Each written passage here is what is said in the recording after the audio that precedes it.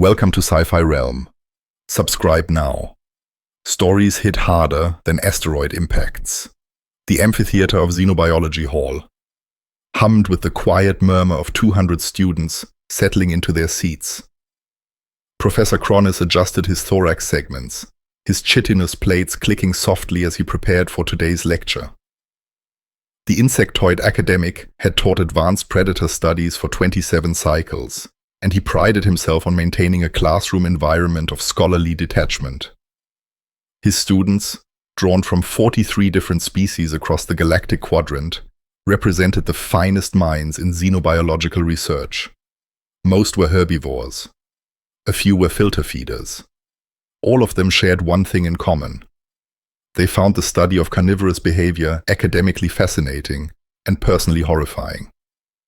The lecture hall itself reflected this philosophy. Soft bioluminescent panels cast a gentle blue glow across sterile white surfaces. The seats were ergonomically designed for maximum comfort across a variety of body types.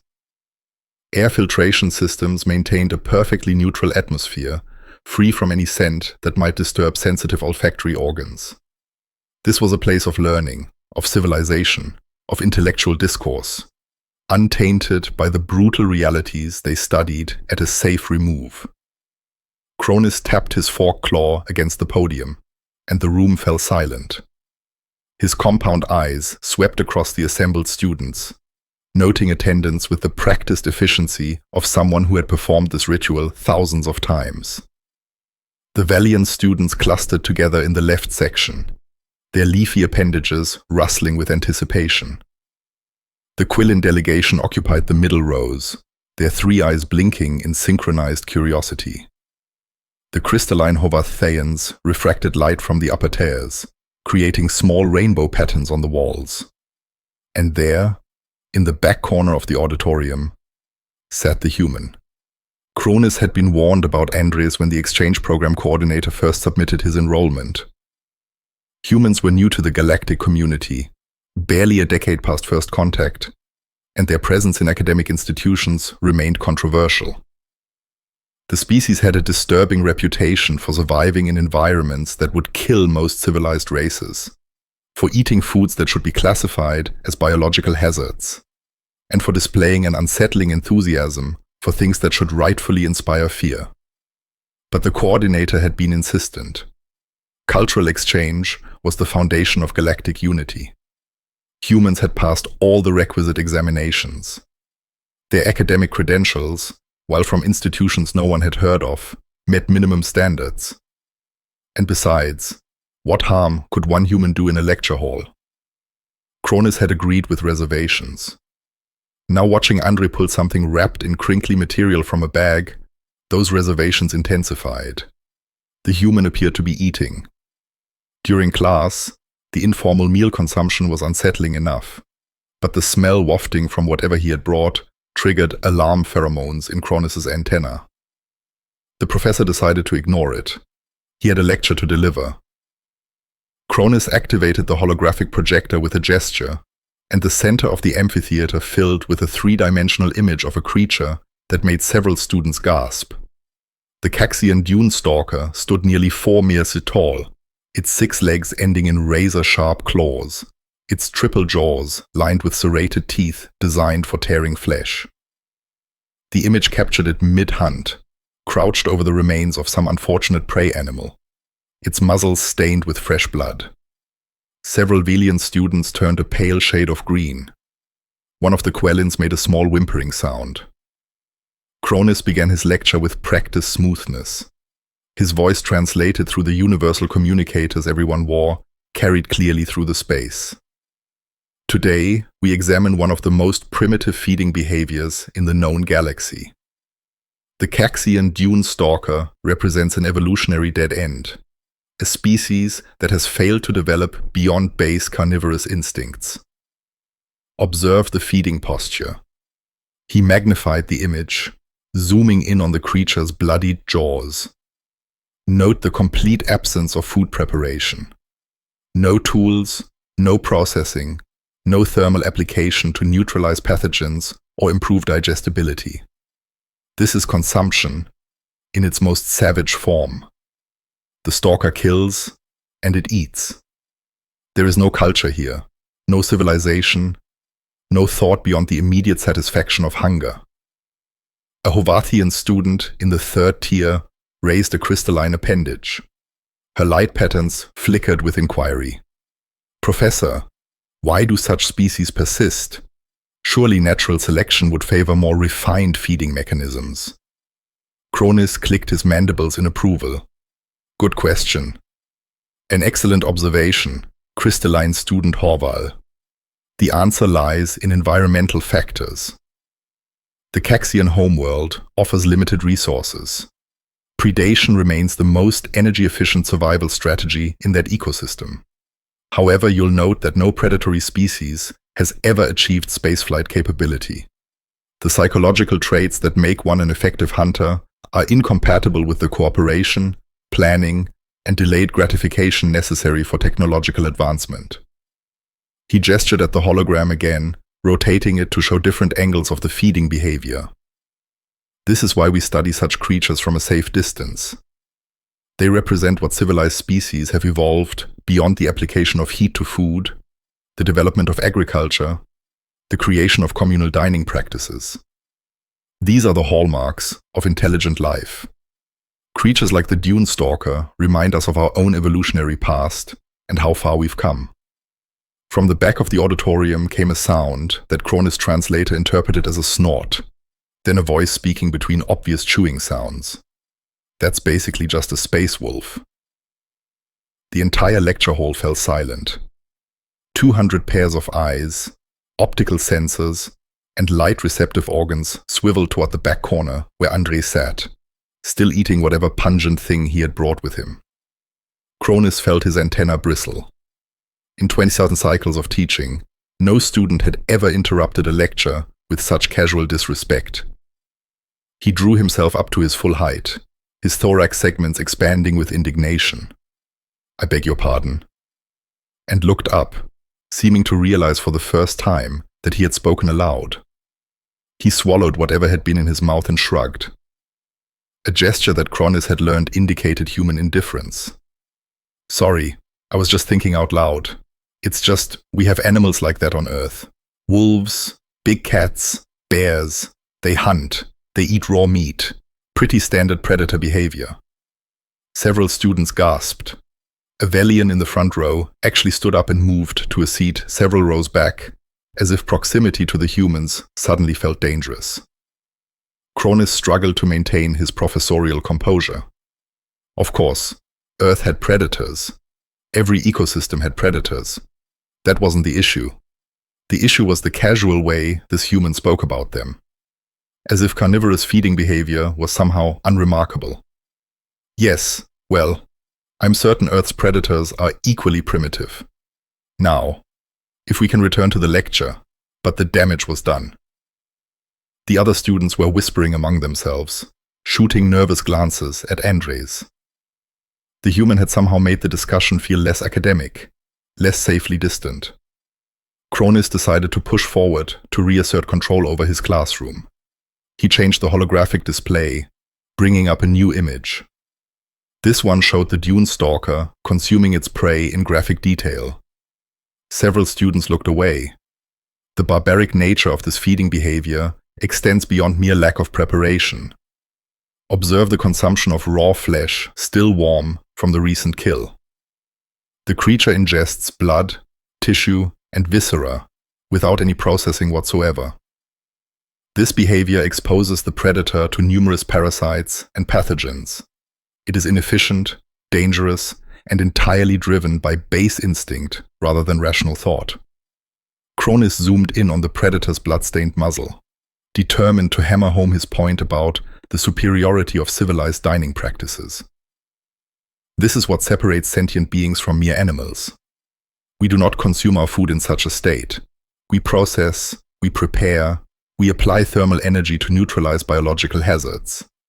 The very concept of eating flesh in its raw, unprocessed form is antithetical to, I literally had steak tartare this morning. The statement cut through Kronis' lecture like a blade through soft tissue. For a moment, the professor's translator must have malfunctioned because surely the human hadn't just said what Kronis thought he heard. The silence in the amphitheater was absolute. Even the environmental systems seemed to pause, as if the building itself held its breath. Kronis slowly turned his entire body to face the back of the room. His compound eyes focused on Andres with crystalline precision. "I'm sorry. Could you repeat that?" Andres shifted in his seat, looking somewhat uncomfortable with the attention now focused entirely on him. He gestured with the food item he was holding, which Kronis could now see was some kind of fish. Its flesh still glistening and raw, steak tartare. Its minced raw beef, usually served with a raw egg yolk on top, some capers, onions. It's a breakfast thing in some places, though technically it's more French, and I'm not. But the hotel had it on the menu, so I figured why not. The translator units around the room began sparking. Small wisps of smoke rose from several of them as they struggled to process what they were hearing. The concept of deliberately consuming raw mammalian flesh as a morning meal served in a hospitality establishment was apparently too much for the universal translation matrix to handle. A Quell student in the middle rows made a choking sound and slowly slumped forward in her seat, all three of her eyes rolling back in her head. Two of her companions rushed to her side, fanning her with their appendages. Kronis felt his antenna curling backward, a reflexive response to extreme confusion. His mandibles clicked rapidly, an involuntary stress behavior he thought he had trained out of himself decades ago.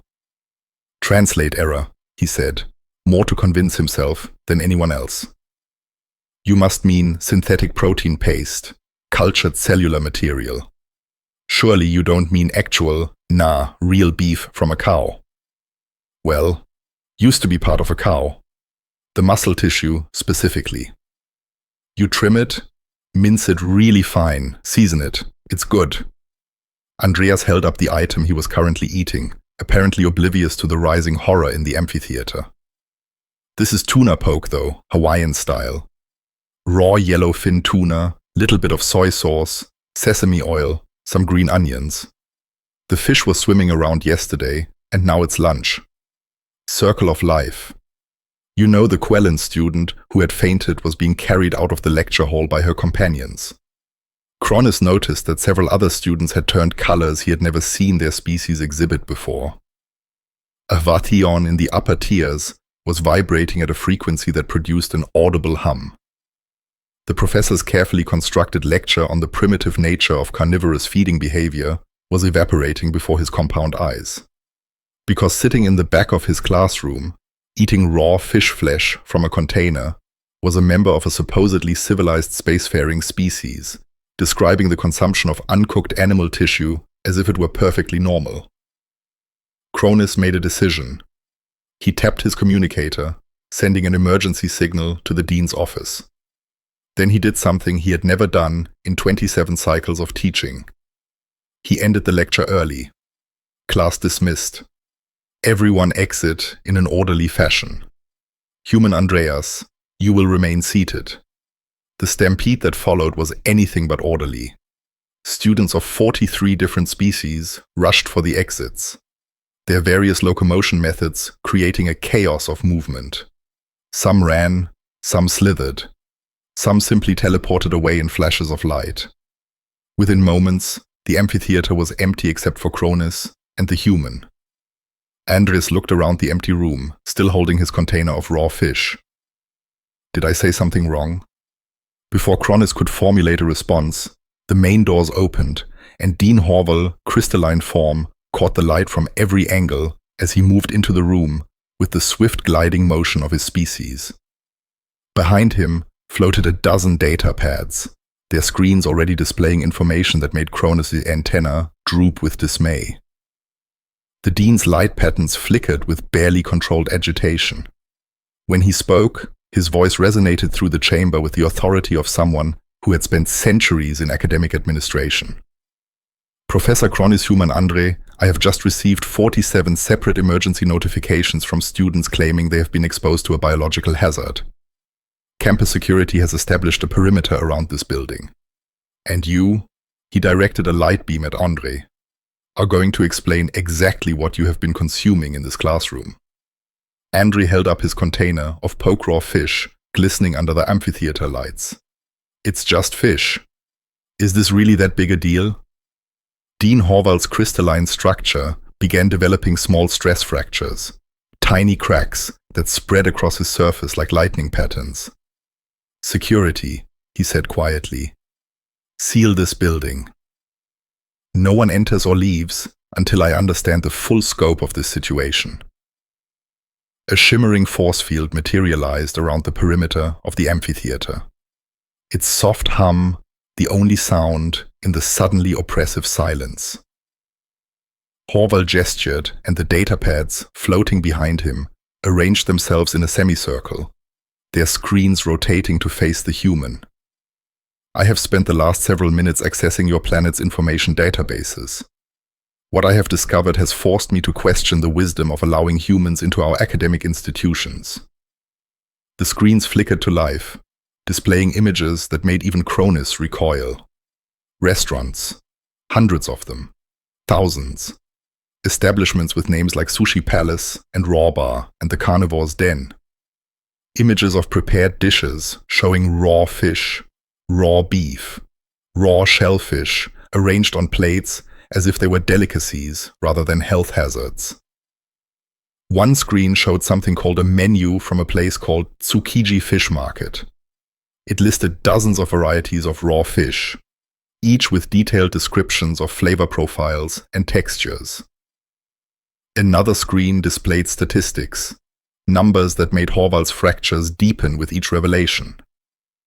Your species operates over 200,000 establishments dedicated primarily to the service of uncooked animal flesh.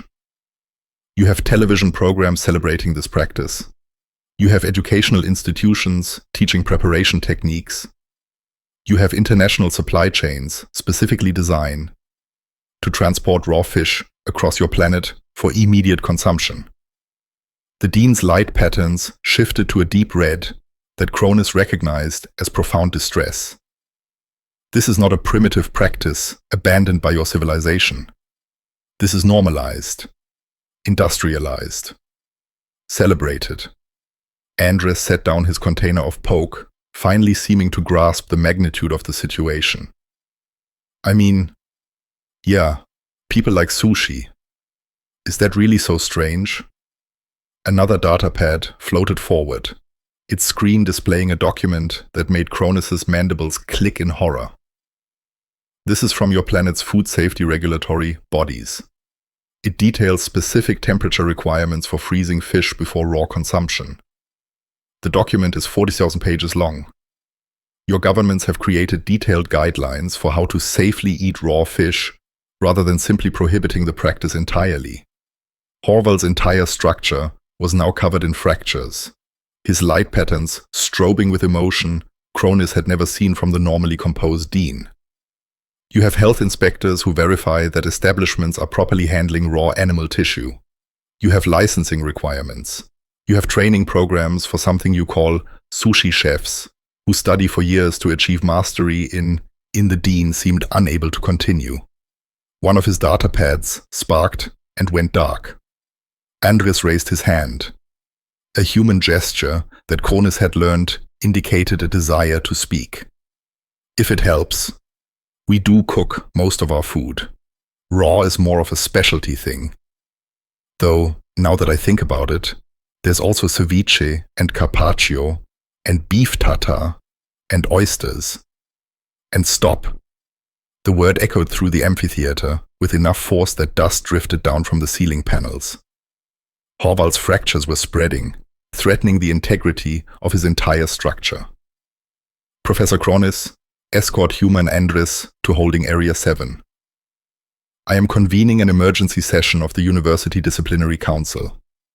We need to determine if humanity's admission to this institution was a catastrophic error in judgment. Campus security drones materialized around Andres, their scanning beams sweeping over him and his container of raw fish. The human stood slowly, carefully setting his lunch on the seat beside him. I really think this is an overreaction, Andres said quietly. But Cronus, looking at the data pads, still displaying image after image of raw fish prepared in increasingly elaborate ways, wasn't so sure. Because if this was normal human behavior, if eating uncooked flesh was something billions of them did regularly, then perhaps the galaxy had made a terrible mistake in welcoming humanity into civilized society. The force field parted just enough to allow Andre and his security escort to exit. As the human passed, Cronus caught another whiff of the raw fish, and his antenna curled in reflexive disgust. In the empty amphitheater, surrounded by data pads displaying humanity's culinary practices, Dean Horval stood in silence.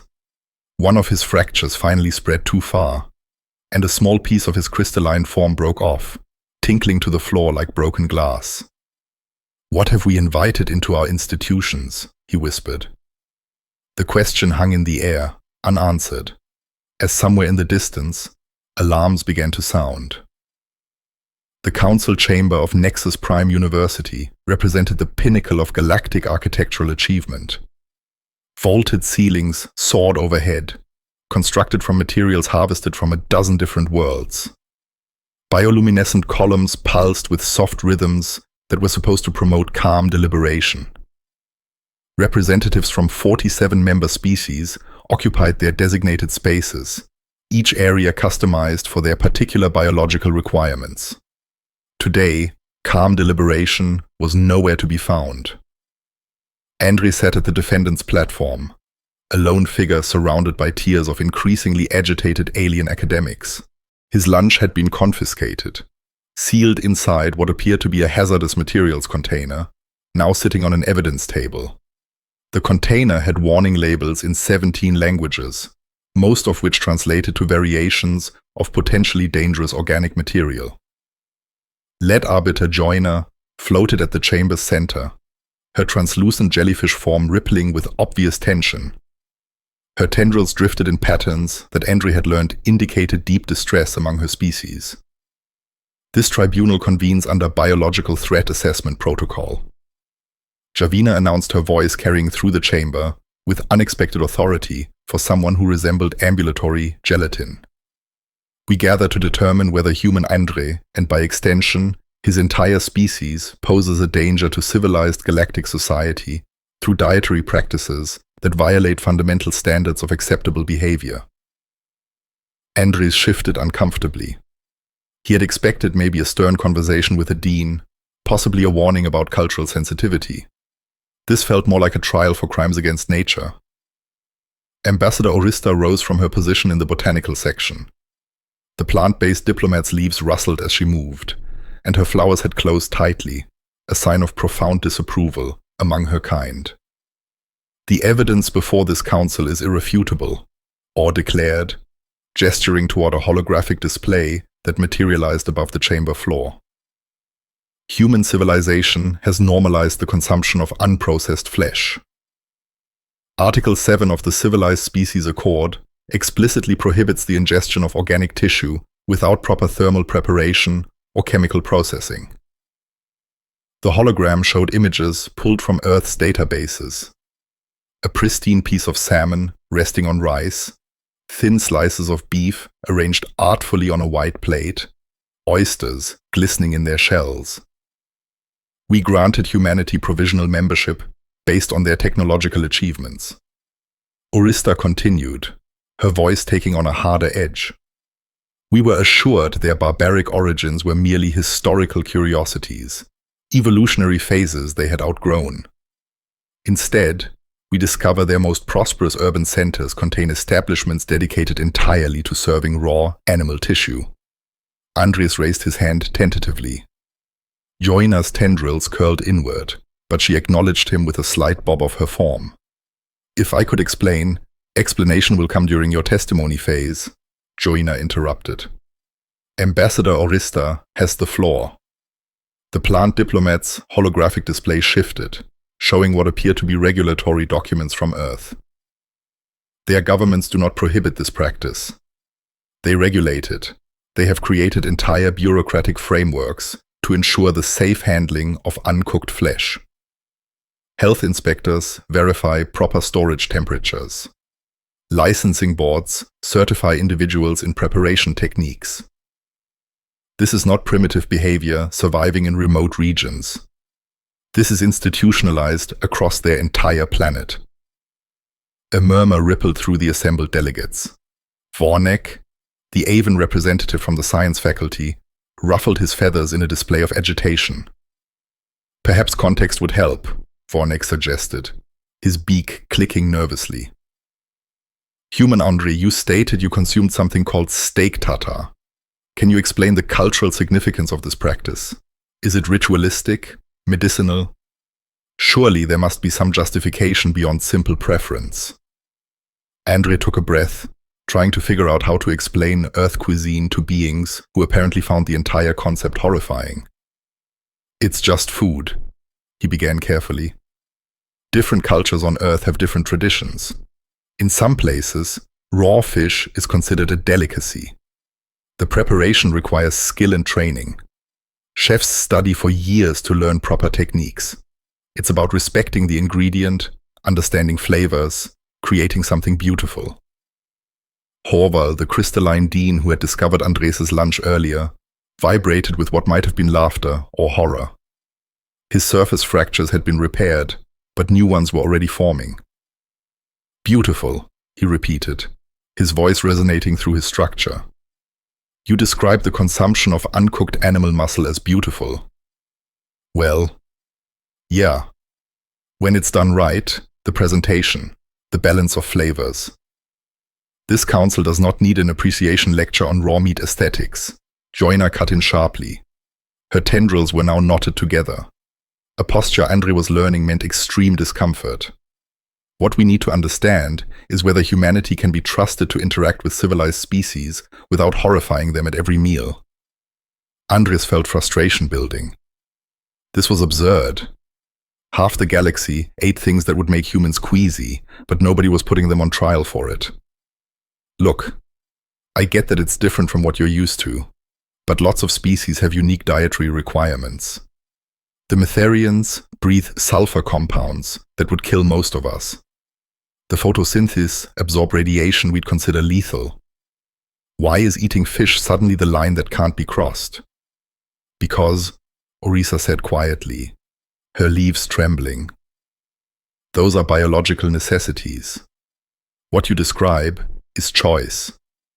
You choose to consume flesh in its most primitive state when you have the technology and knowledge to process it safely. That speaks to something fundamental about human nature that this council finds deeply disturbing. The words hung in the air like an accusation. Around the chamber, delegates whispered among themselves. Some looked at Andreas with something approaching fear, others with disgust. Andre opened his mouth to respond, to defend not just himself, but his entire species' culinary heritage. But before he could speak, Joyner's communicator chimed with an incoming transmission. The arbiter's form rippled as she processed the message. When she looked back at the assembly, her entire posture had changed. It appears, Joyner announced slowly, that Earth has dispatched a diplomatic representative to address this tribunal. She will arrive within the hour. Relief washed over Andres. Finally, someone who could explain things properly. Someone with actual diplomatic training. Her credentials identify her as a culinary professional, Jovina continued, reading from her communicator. A chef named Gabriella. Andre's relief evaporated instantly. He knew exactly who Gabriella was, and if the council thought his lunch was disturbing, asking her to explain human cuisine was going to be an absolute disaster. The holographic projection materialized in the center of the council chamber with a crackling hiss that made several delegates flinch. Gabriella appeared wearing pristine chef's whites, her dark hair pulled back in a tight bun. In one hand, she held a gleaming chef's knife. In the other, a whole mackerel still glistening with ocean moisture. Joyner's tendrils recoiled. We requested diplomatic representation, not what is that implement. Kitchen knife, Gabriella replied, her tone suggesting she had no patience for theatrical alarm. I'm Gabriella. I run restaurants on Earth. You're putting my prep assistant on trial for eating lunch. Andreas winced. I'm not your prep assistant. You burned aromatics last month. That makes you prep until further notice. Gabriella's eyes swept across the assembled council with the assessing gaze of someone used to commanding kitchens during dinner rush. Now, somebody explain why I had to interrupt service to deal with this nonsense.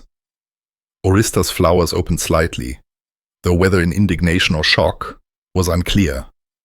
Nonsense. Your species consumes unprocessed flesh as casual meals. This violates every principle of civilized dining. You mean we eat sushi?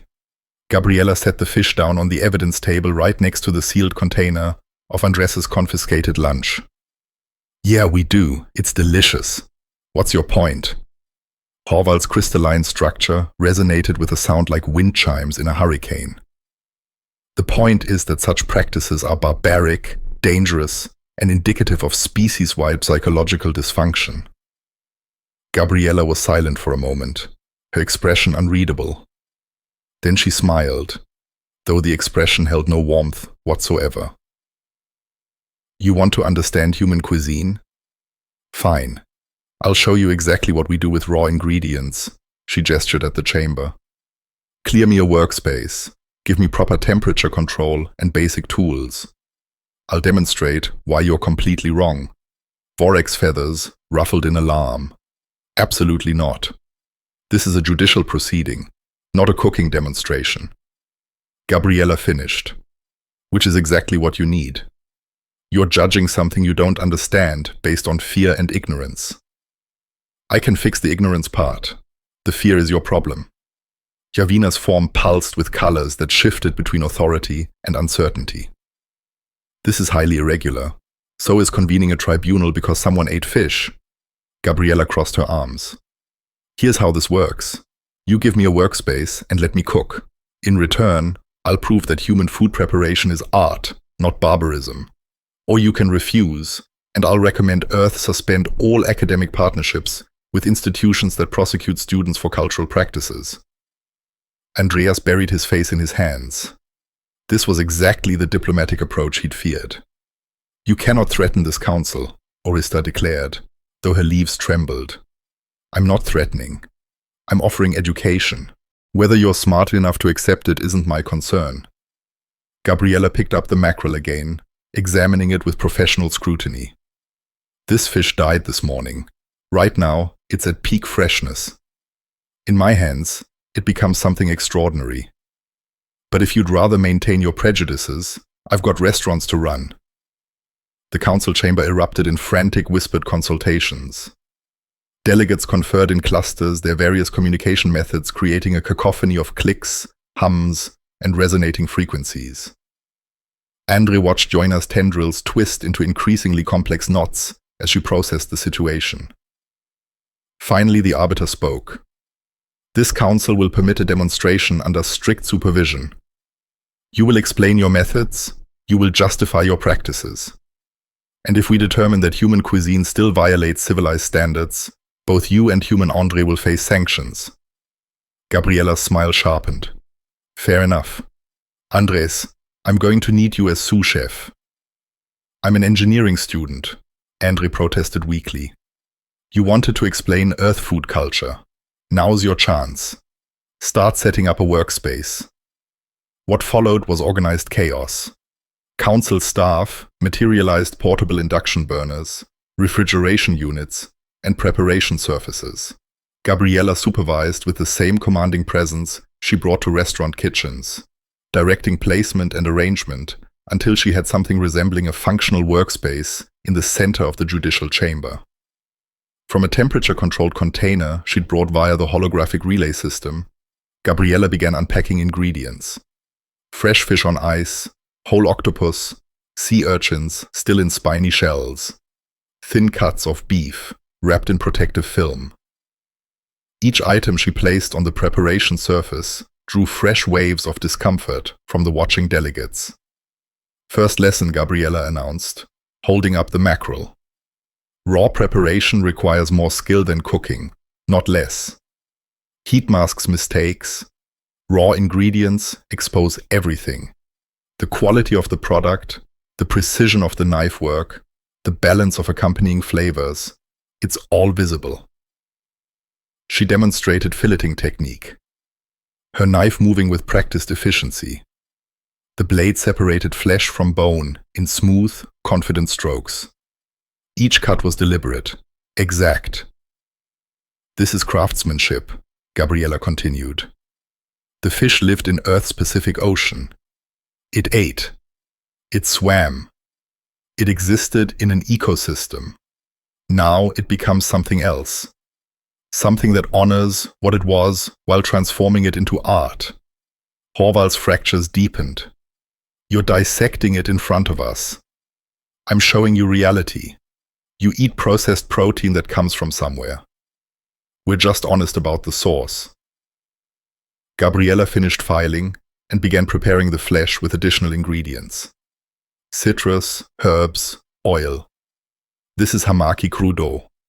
The raw fish is the foundation, but watch what happens when technique transforms it. She plated the dish with meticulous care. Each element positioned book deliberately. The result looked like something from a high-end restaurant rather than a biological threat. Who wants to try it? Gabriela asked, her tone making it clear this was a challenge, not an invitation. The council chamber fell utterly silent. Delegates stared at the plate as if it might attack them. Andres held his breath, wondering if anyone would be brave enough or foolish enough to accept. Then, to everyone's shock, Javina floated forward. Her tendrils extended tentatively toward the plate. If we're to judge fairly, the arbiter said quietly, we must understand what we're judging. She consumed a portion of the crudo. The entire chamber watched, waiting for her reaction. Joanna's form rippled, colors shifting across her translucent body in patterns Andres had never seen before. This is, she began, then paused, seeming to search for words. This tastes like the ocean has an opinion.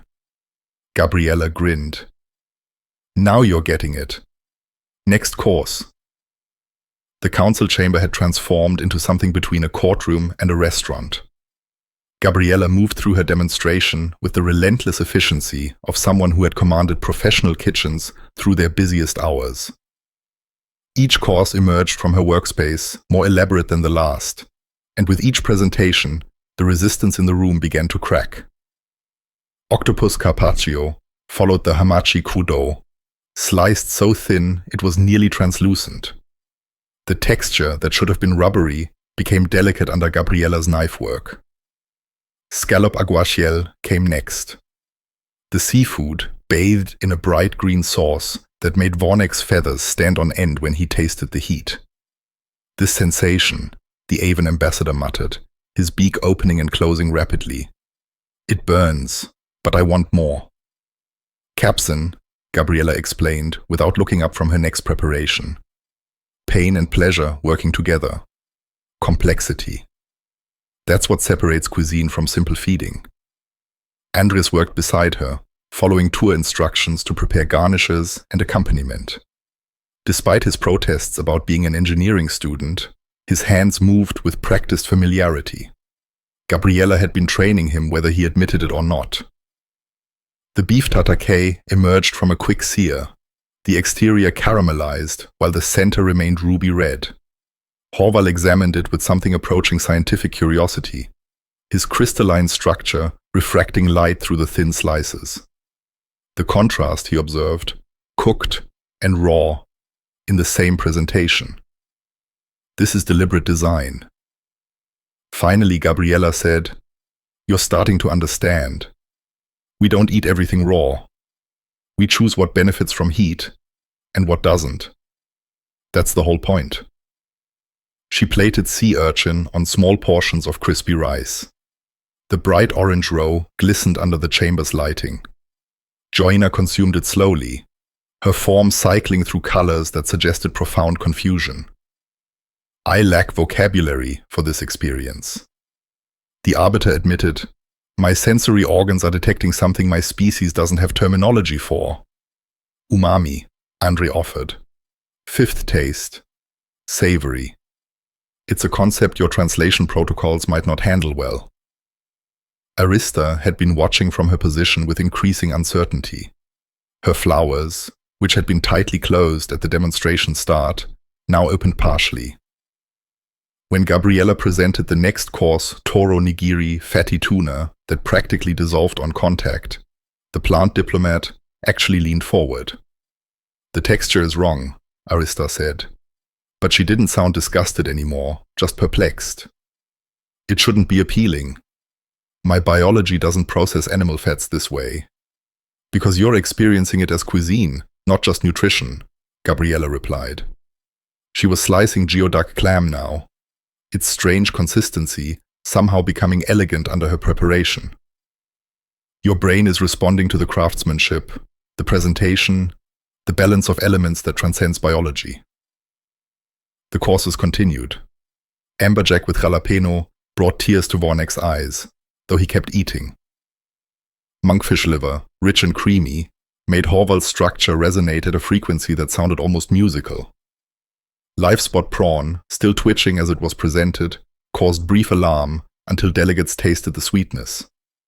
Then came the Wagyu beef tartare, elevated with caviar and thin shavings of truffle. The raw beef that had started this entire controversy now appeared as something refined, sophisticated. Gabriella had plated it with such precision that it resembled abstract art more than food. "This was the dish that triggered your tribunal," Gabriella said, setting the plate before Joyner. "Raw beef. Barbaric, you called it. Look at it now, and tell me it lacks civilization." The arbiter consumed a portion, her tendrils trembling. When she spoke, her voice carried less certainty than before. "The preparation elevates the ingredient. I begin to comprehend your argument."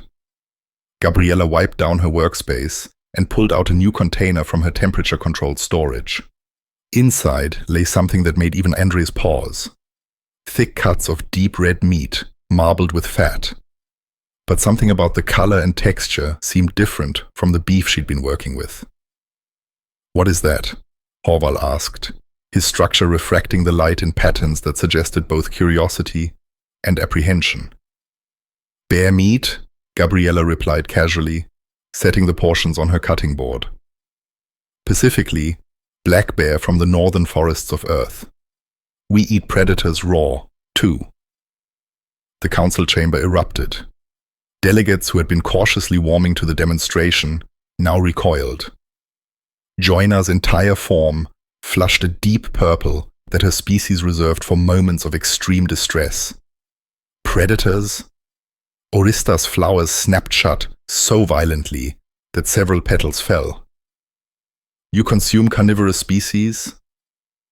"Sure," Gabriella continued, unfazed by the reaction. She was already preparing the bear meat with the same meticulous care she'd shown everything else. Bear, alligator, shark. Anything apex enough to eat other animals is fair game for us. We're omnivores. That means everything is on the menu if it's prepared correctly. Vorek's feathers had gone completely flat against his body, a defensive posture. The creature you showed in the lecture, the Caxian dune stalker. Are you suggesting humans would consume something like that if it tastes good and isn't toxic? Gabriella shrugged. Probably we'd figure out how to cook it or cure it or serve it raw with the right accompaniment. That's what we do. She was slicing the bear meat now, her knife moving with the same confident precision. This particular cut is best served as carpaccio. The ghee flavor needs acid to balance it. Lemon, maybe some capers, little olive oil. And watch the council members processing this new information. The earlier acceptance was crumbling, replaced by fresh horror. But Gabriella wasn't backing down. If anything, she seemed energized by their reaction. You want to understand human cuisine? Really understand it. She plated the bear carpaccio with swift deficiency. We're apex predators who eat other apex predators. We hunt animals that hunt other animals, and we do it raw when the meat quality is high enough. This is madness, Horval whispered, his structure developing fresh fractures. Consuming predatory species raw suggests a level of biological dominance that accurately represents humanity's position in our own ecosystem. Gabriella finished. We didn't climb to the top of Earth's food chain by being timid about what we ate. We tried everything, tested everything, learned what was safe and what wasn't through generations of experience. She held up the plate of bear carpaccio, the thin slices arranged with artistic precision. This animal could kill an unarmed human. It's strong, fast, dangerous, and we turned it into dinner. That's not barbarism. That's dominance expressed through cuisine. Javina's tendrils had knotted themselves into patterns so complex they resembled mathematical equations. I don't understand how your species survived this dietary approach. Because we're smart about it, Andre interjected, finding his voice. Bear meat requires careful preparation. Trichinosis parasites mean it usually gets cooked thoroughly. But when it's from a verified safe source, handled correctly, frozen to kill any potential parasites, then yes, we can serve it raw. We have the knowledge and technology to make it safe. Gabriella nodded approvingly. Exactly. We don't just eat anything raw because we're reckless. We understand biology, parasitology, food safety. We test, we verify, we create systems to ensure safety. But within those systems, we're willing to eat anything that tastes good. She set the bear carpaccio on the evidence table next to the other dishes. You can try it or not. Your choice. But this is human cuisine in its honest form. We eat prey animals raw. We eat predators raw. We eat everything between. And we've built an entire culture around doing it safely and beautifully. The chamber was silent except for the ambient hum of environmental systems. Then, unexpectedly, Vork stepped forward. His feathers were still flat, his posture still defensive, but he reached for the plate. If I to judge fairly, he said quietly, I must understand completely. He consumed a portion of the bear carpaccio. His beak worked slowly, processing the flavor. His feathers gradually began to rise again, though whether from relief or something else was unclear. It's rich, strong, different from everything else you've served. Vornek looked at Gabriella with something approaching respect mixed with fear. You really do eat apex predators when we can catch them, Gabriella confirmed. Or raise them. Alligator farms are pretty common in some regions. Sustainable predator harvesting. Horval's voice emerged as a resonant whisper. Your species farms carnivores for consumption.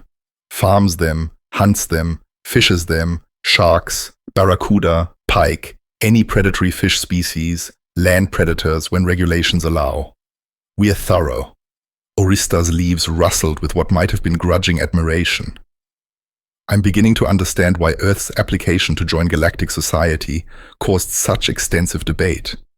You're not just different. You're fundamentally unlike anything we've encountered. Maybe, Gabriella allowed. But that doesn't make us wrong. It makes us human, the demonstration continued. But the tone had shifted.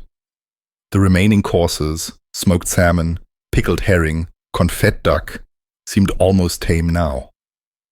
Gabriella had recontextualized everything by revealing the full scope of human dietary habits. They didn't just eat raw fish. They ate raw predators. The galaxy was going to have to adjust its understanding accordingly. When she presented the final course, mochi ice cream, sweet and frozen and completely cooked, it felt almost like an apology for the bear carpaccio revelation. Almost, but not quite. Human cuisine spans everything, Gabriella said, surveying the assembled dishes, from the gentlest preparation to the most aggressive. We cook when cooking improves the dish. We leave things raw when raw is better. And we eat anything that moves, whether it's prey or predator. That's the complete picture. Joyna floated silently, her tendrils slowly unknotting. When she finally spoke, her voice carried a weight that suggested difficult decisions being made in real time. This council owes humanity an apology. We judged based on incomplete understanding and cultural bias. human undress should never have faced tribunal for practicing his species' normal dietary habits. She paused, her form pulsing with colors that suggested both acceptance and lingering unease. However, I propose that human students be required to provide advance notice before consuming predator species in public spaces, not as punishment, but as courtesy. Other species may need time to adjust to this aspect of human culture. Vor ruffled his feathers in agreement. I second this proposal. Also, I wish to establish a research partnership studying human food safety protocols. If your species can safely consume raw predators, we should understand the mechanisms. Orista's flowers opened fully, though cautiously. I move for immediate integration of human culinary perspectives into our xenobiology curriculum. Clearly, we have fundamental gaps in our understanding of dietary diversity. Gabriella began packing her tools. Satisfied? Sounds fair. Andreas will be teaching those courses. By the way, I'm an engineering student, Andre protested weakly.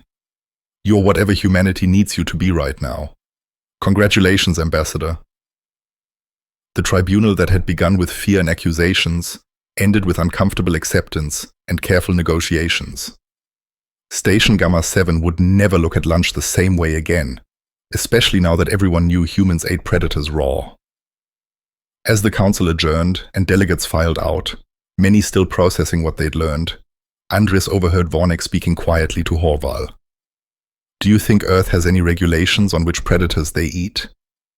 I'm afraid to ask, Horval replied. But I suspect the answer is not as many as we'd prefer. Gabriella smiled as she overheard them. She hadn't even mentioned the shark fin soup controversy, or the ethical debates around whaling, or the fact that some humans ate insects that were technically micropredators. The galaxy had a lot to learn about humanity, and humanity, it seemed, wasn't planning to make it easy. Thanks for watching. If you liked the story, don't forget to like, comment, and subscribe.